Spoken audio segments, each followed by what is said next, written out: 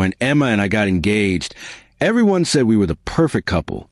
We'd been together for 5 years, knew each other's families, and had already built a life that seemed steady and predictable. I believed our love was solid, built on trust and shared dreams. But on the night before our wedding, everything I thought I knew shattered in seconds. We were sitting in the small garden behind my house, finalizing last-minute wedding details. The fairy lights flickered above us, and she seemed strangely quiet. Her hands trembled as she held her cup of tea, her eyes distant. I thought it was just wedding nerves. But then she looked at me, her face pale, and whispered words that cut through the calm like a blade. "I never wanted to marry you," she said, her voice shaking. I always loved her. For a moment, I couldn't breathe. My heart thudded in my chest, disbelief flooding through me. "Her," I asked, barely able to speak. "Who are you talking about, Emma?" Tears rolled down her face. "Clara," she said, "your sister's best friend. I've loved her since before you, and I even started dating. I thought I could move on. I thought I could love you enough to forget her. But I can't."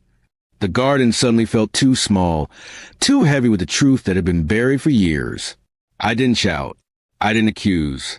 Something inside me just stopped.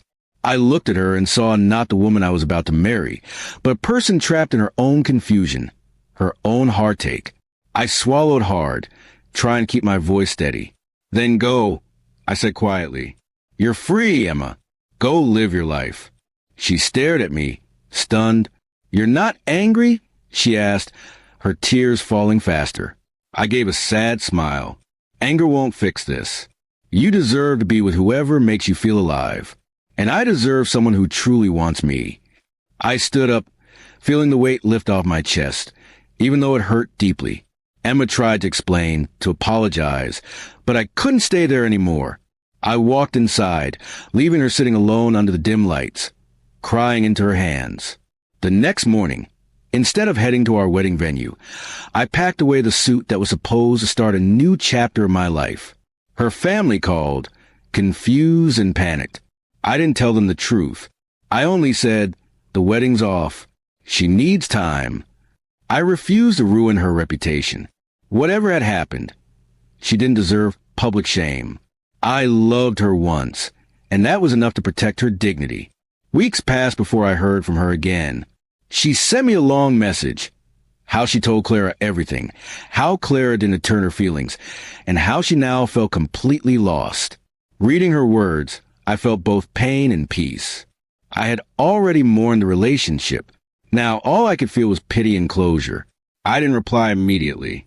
I waited, thinking about what to say. Finally, I wrote back, "Emma, I hope you find peace. You were brave for telling me the truth. Don't look back with regret. Just live honestly from now on." I sent it, and that was the last message we ever exchanged. Months later, I met someone new, Sophie. She was calm, kind, and honest from the start. We took things slow, with no pretense and no secrets. I told her about Emma one night, about how I'd almost married someone who loved someone else. She just nodded and said, "Sometimes love isn't about holding on. It's about letting go before it destroys you." Those words stayed with me. I realized letting Emma go wasn't weakness. It was the first step toward healing. I stopped wondering what went wrong and started appreciating what could still go right in my life. Sophie became a quiet strength beside me, teaching me that love built on truth always grows stronger. One evening, about a year later, I ran into Emma by chance at a cafe. She looked different, peaceful, lighter. We exchanged polite smiles. No bitterness, no regret. Just two people who had once stood at the edge of a life that wasn't meant to be. She said softly, "You were right. I needed to find my truth." I nodded, smiling faintly. "And I needed to let you go to find mine." We parted ways. No dramatic goodbye, just a silent understanding that everything had unfolded exactly as it should.